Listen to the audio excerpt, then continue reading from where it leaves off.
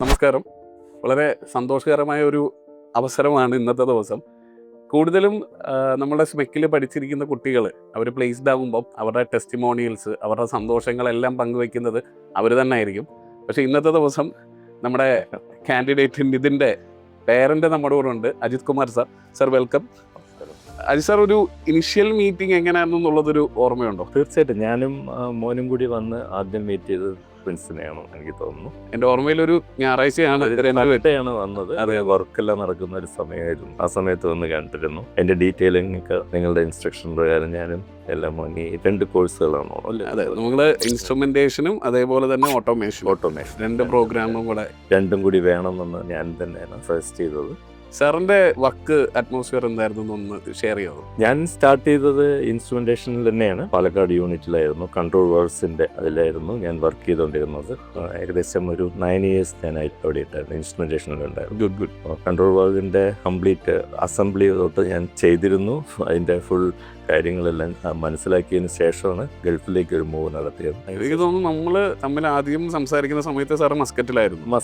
2024 മസ്കറ്റിൽ നിന്നാണ് ഞാൻ പിന്നീട് പെട്ടെന്ന് ഒരു വേറൊരു പ്രൊജക്റ്റിൽ ഞാനിപ്പോൾ ഇറാഖിലാണ്.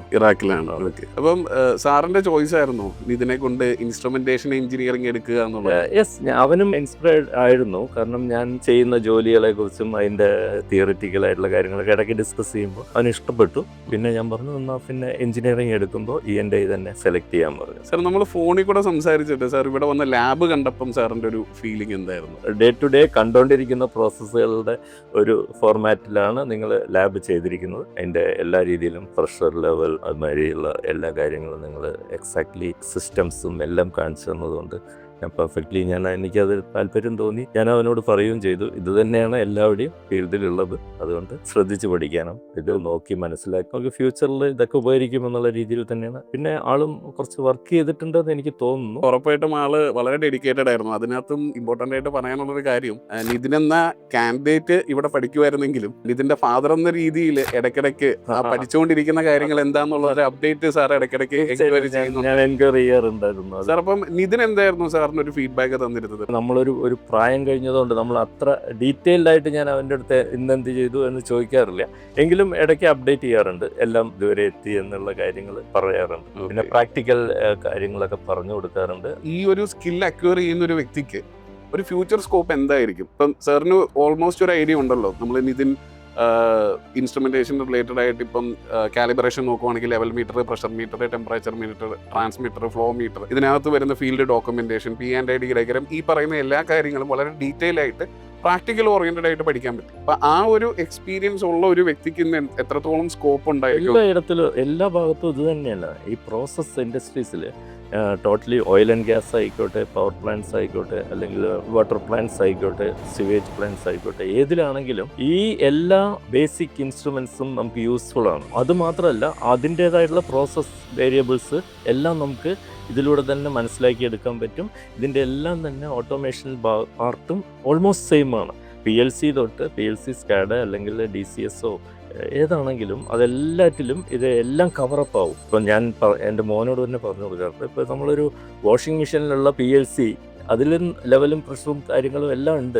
അതുപോലെ തന്നെ നമുക്ക് അങ്ങോട്ട് തിരിച്ച് ഈ ഫീൽഡിലോട്ട് വരുമ്പോൾ ഏത് ഇൻഡസ്ട്രിയിൽ പോകുമ്പോഴും ഇതെല്ലാം അവിടെ വർക്കൗട്ട് ആവും. പിന്നെ P&ID ഡയഗ്രാംസ്, ഡ്രോയിങ്സ് അതിലൊരു മെയിൻ പാർട്ടാണ്. ഡ്രോയിങ്സ് ഇത്തിരി കുറേശ്ശെ ഡിഫറെൻ്റ് ആയിരിക്കും ചില കാര്യങ്ങളിൽ. അതുമാത്രം ഒന്ന് ശ്രദ്ധിച്ച് നമ്മൾ പഠിക്കേണ്ടതായിട്ടുണ്ട്. ബേസിക് ഇൻസ്ട്രുമെന്റ്സ് എല്ലാം പുതിയതായിട്ട് ഓരോന്ന് വരുമ്പോൾ അതിനനുസരിച്ചിട്ടുള്ളത് മാറ്റങ്ങൾ നമ്മൾ പാർട്ടും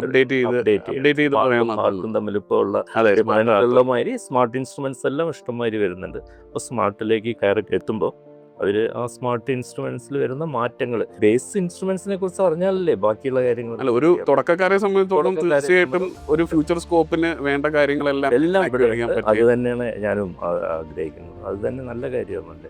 പിന്നെ ബാക്കിയുള്ളത് അവർ ഫീൽഡിൽ പോകുമ്പോൾ മനസ്സിലാക്കിയെടുക്കാൻ പറ്റും. സാർ, അതേപോലെ നമ്മുടെ പ്ലേസ്മെന്റ് പ്രോസസ്സ് സാർ എങ്ങനെ കാണുന്നു? Sir, placement very good. ഞാൻ പറഞ്ഞില്ലേ, ഇത് ഒരിക്കലും നമ്മൾ പഠിച്ചു വരുമ്പോഴേക്കും ഒരു ജോബ് വേണം എന്നുള്ളത് അത്യാവശ്യം തന്നെയാണ്. അപ്പോൾ ഞാനിപ്പോൾ ജോലിയിലാണ്, എനിക്ക് എനിക്ക് കുറേ അറിവും ആൾക്കാരും ഒക്കെ ഉണ്ടെങ്കിലും അങ്ങനെ ഒരു ജോബ് കിട്ടുന്നതിൽ നിങ്ങൾ ചെയ്ത ഏറ്റവും നല്ലൊരു കാര്യം പ്ലേസ്മെൻറ്റിന് വേണ്ടിയിട്ടുള്ള ശ്രമം ചെയ്തു തന്നു എന്നുള്ളത് വലിയൊരു അതെ, അതൊരു സ്റ്റെപ്പ് ബൈ സ്റ്റെപ്പ് പ്രോസസ് ആയിട്ടാണ് നമ്മൾ പൊതുവെ ഇവിടെ കാൻഡിഡേറ്റ്സിന് ചെയ്യുന്നത്. ഫസ്റ്റ് അവരെ സ്കിൽഫുൾ ആക്കുക.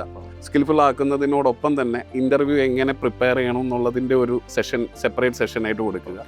പിന്നെ ഇന്നത്തെ ആവശ്യം അനുസരിച്ച്, ഇൻഡസ്ട്രിക്ക് ആവശ്യം അനുസരിച്ചുള്ള റെസ്യൂം എങ്ങനെ ബിൽഡ് ചെയ്യുക. ഈ ഓരോ പ്രോസസ്സിലും ഞങ്ങൾ എടുത്ത അതേ എഫേർട്ട് തന്നെ ഇതിനും എടുത്തു എന്നുള്ളത് കൊണ്ടാണ് തീർച്ചയായിട്ടും അദ്ദേഹം ഇതൊരു ജോലിയിലേക്ക് എത്താൻ പറ്റിയത്. അതെല്ലാം എന്നെ അറിയിക്കാറുണ്ടായിരുന്നു കേട്ടോ, ഇങ്ങനെ ചെയ്യുന്നുണ്ട്, CV പ്രിപ്പറേഷനെ കുറിച്ച് പറഞ്ഞിട്ടുണ്ട് എന്നുള്ള കാര്യങ്ങൾ. സാർ ഓവറോൾ സാർ സ്മെക്കിൽ മകൻ വന്നതുകൊണ്ട് സാർ എങ്ങനെ ഫീൽ ചെയ്യും?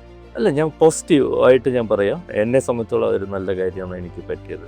സ്മെക്കിൽ വന്ന് ജോയിൻ ചെയ്തു, അതിനുശേഷം കിട്ടിയ ഫീഡ്ബാക്കുകളും അതിനുശേഷം ഇപ്പോൾ അവനൊരു ജോലിയിൽ കയറി എന്നുള്ളത് തന്നെ അതിൻ്റെ ഒരു എക്സാമ്പിൾ അല്ലേ. അതെ അതെ, ഒരു ജോലി ചെയ്യുന്നു. ഇൻ ഫ്യൂച്ചറിൽ ഇനി ഇതിൻ്റെ മാറ്റങ്ങൾ എങ്ങനെയാണ് അതിലും നിങ്ങൾ സഹായിക്കുന്നുണ്ട് എന്നുള്ളതാണ് ഞാൻ ഉറപ്പായിട്ടും. കാരണം നമ്മളിപ്പം കൊണ്ടുപോയിക്കൊണ്ടിരിക്കുന്ന ഒരു പ്രോസസ്സ് ആസ് എ ഫ്രഷർ എന്നുള്ള ലൈനിൽ ഒരു ഇനീഷ്യൽ ജോബിലേക്ക് മാത്രമേ ഇതിനെത്തിയിട്ടുള്ളൂ. അതെ. So based on experience gain ചെയ്യുന്നതനുസരിച്ച്, കാരണം കഴിഞ്ഞ 25 വർഷമായിട്ട് സ്മെക്ക് ജോബ് ഓറിയന്റഡ് ആയിട്ടുള്ള ടെക്നിക്കൽ ട്രെയിനിങ്സ് പ്രൊവൈഡ് ചെയ്യുവാണ്. അപ്പം ഒരു 862+ ടൈപ്പ് കമ്പനീസ് ഇന്ത്യക്കകത്ത് തന്നെ നമുക്കുണ്ട്. ഫ്രഷേഴ്സിന്റെ വേക്കൻസി പോലെ തന്നെ എക്സ്പീരിയൻസ്ഡ് കാൻഡിഡേറ്റ്സിന്റെ വേക്കൻസീസ് നമുക്ക് വരും. സോ വൺസ് ആ ഒരു എക്സ്പീരിയൻസ് കാൻഡിഡേറ്റ്സിന്റെ വേക്കൻസി വരുമ്പോൾ നമ്മൾ എപ്പോഴും പ്രിഫർ ചെയ്യുന്നത് ഞങ്ങളുടെ തന്നെ അലൂമിനീസ്, ഓൾറെഡി എക്സ്പീരിയൻസ് ആയവരെ ആയിരിക്കും നമ്മൾ അതിലേക്ക് വേണ്ടി പ്രിഫറൻസ് കൊടുക്കുന്നത്. സ്മെക്ക് ജോബ്സ് എന്ന് പറഞ്ഞൊരു സെപ്പറേറ്റ് സെക്ഷൻ തന്നെ അതിനുണ്ട്.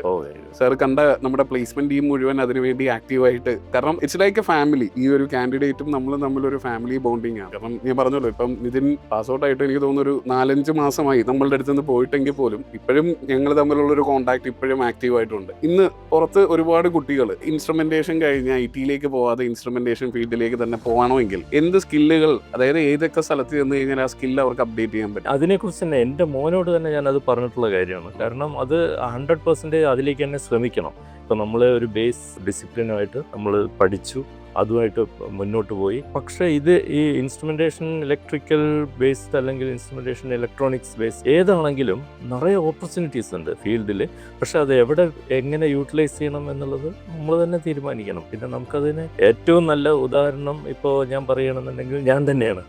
സത്യത്തിൽ എനിക്കറിയാൻ പറ്റി, ഇപ്പോൾ ഓരോ സ്ഥലത്ത് പോകുമ്പോഴും ഒരുപാട് ഓപ്പർച്യൂണിറ്റീസ് ഉണ്ട്. എത്ര തന്നെ ഓട്ടോമേഷൻ ഫീൽഡിലുണ്ടെങ്കിലും നമ്മളുടെ സ്കിൽനെസ്സും അതിലാവശ്യമാണ്. അപ്പോൾ സ്കില്ലോട് ചേർന്നിട്ടുള്ള അതിൽ വർക്കൗട്ട് ചെയ്യാൻ പറ്റുള്ളൂ. വെറും ഓട്ടോമേഷനാണ് ഇപ്പോൾ ജസ്റ്റ് നമ്മൾ ഫീഡ് ചെയ്തിട്ട് മിണ്ടാതിരിക്കാൻ പറ്റില്ല. അതിൽ നമ്മളുടെ ഒരു ഇൻപുട്സ് എപ്പോഴും വേണം. അത് ഈ കോർ സബ്ജക്റ്റുകൾ എടുത്ത കുട്ടികൾ അതിൽ തന്നെ പോകണം എന്നാണ് എൻ്റെ അഭിപ്രായം. സാർ അപ്പോൾ എത്രത്തോളം സാർ അതിനകത്ത് ഈ കുട്ടികൾക്ക് സ്മെക്കിനെ സജസ്റ്റ് ചെയ്യും? ഞാൻ ഇപ്പോൾ കോളേജസിൽ എല്ലാവരുടെയും ഇപ്പം നമുക്ക് അറിയാവുന്ന ഒരു കാര്യമാണ്, അവർ ഒരു തിയറിറ്റിക്കലായിട്ട് പഠിപ്പിക്കുന്നു, പ്രാക്ടിക്കലായിട്ട് അവരുടെ ലാബ്സും ഇതും എല്ലാം വന്നിട്ട് ഇത്രയും എലോബറേറ്റ് ആയിട്ട് ഉണ്ടാവില്ല.